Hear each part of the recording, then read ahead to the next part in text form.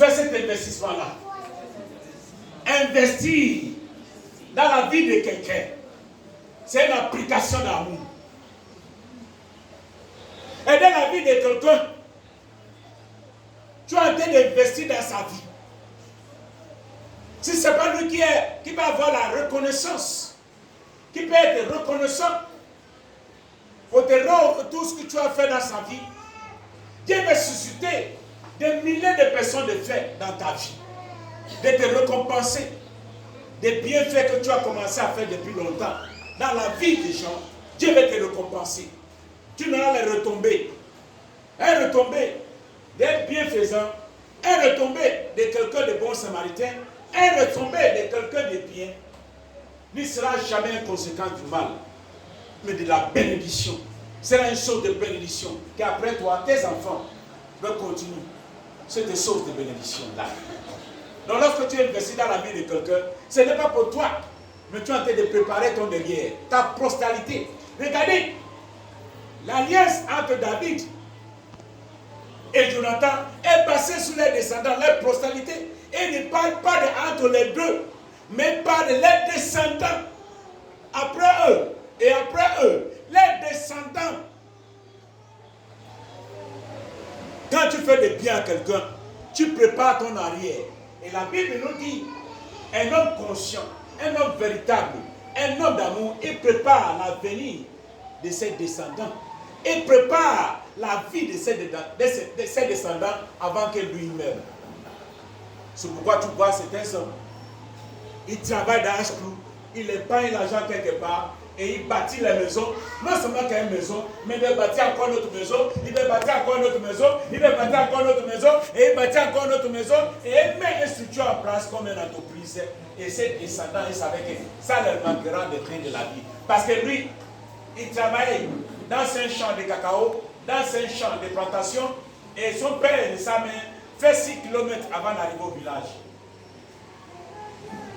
Et il était le petit qui soulevait le panier.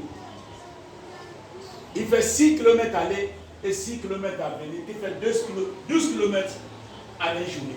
Donc imaginez-vous de lundi jusqu'à samedi. 12 fois 7, 12 fois 6. Et le 7e jour, non seulement qu'il va se reposer, mais il doit encore aller pour aller couper le bois quelque part pour préparer. Donc il faut regarder tout cela. Et il a regardé les souffrances. Il dit, lorsque je devais travailler, je mettrai de côté. Que mes enfants ne souffrent pas comme moi je souffre. Comme moi j'ai souffert. Comme moi j'ai connu les galères, la souffrance et la peine. Mes descendants, mes enfants ne connaîtront pas ça. Voilà pourquoi l'homme épargne l'argent quelque part. Voilà pourquoi l'homme ouvre un compte et il épargne. Et toi, en tant que chrétien, ton compte, il s'appelle Jésus-Christ. Alléluia. Dis-lui que ton compte s'appelle Jésus-Christ. Il s'appelle l'agneau de Dieu. C'est à lui que tu dois verser. C'est à lui que tu dois épargner ton argent. C'est à lui que tu dois épargner dans ton investissement. Tu dois le faire dans la banque de Jésus. Jésus te dit, aimez ton prochain comme soi-même. Car celui-là, car ces mots-là, ces paroles-là qui définissent la loi. La loi, dans toutes choses qu'on fait, il y a la définition. Et il y a la fin, la résumé de tout. Je vous ai dit, pour moi, la résumé de l'amour, c'est donner et recevoir. C'est un investissement. Et la loi de Dieu est résumée par aimer ton prochain comme soi-même. Il n'y a pas une autre chose qui peut être au-delà de ces lois-là. Il n'y a pas une autre loi qui va amender ces lois-là. Il n'y a pas une autre loi qui va modifier ces lois-là. Il n'y a pas une autre loi qui va changer ces lois-là. Aucune loi sur la terre, ni dans le ciel, qui va amender ces lois-là. Aimer ton prochain comme soi-même. Dieu nous confirme. Dans Marc chapitre 12, verset 29 jusqu'au verset 32.